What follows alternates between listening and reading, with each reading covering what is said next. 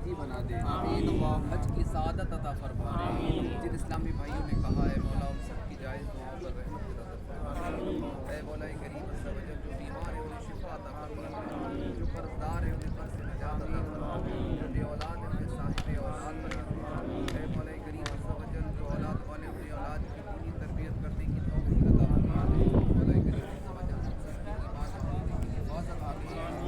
اے مولا کریم، ہمارے مساجد کی، ہمارے خانقاہوں کی، مدارس کی حفاظت فرما۔ مولا کریم، ہم سب کو صلاۃ سنت کا پابند بنا دے۔ مولا کریم عز و جل، ہم سب کی نیک جائز دعاؤں پر رحمت کی نظر فرما۔ یا اللہ پاک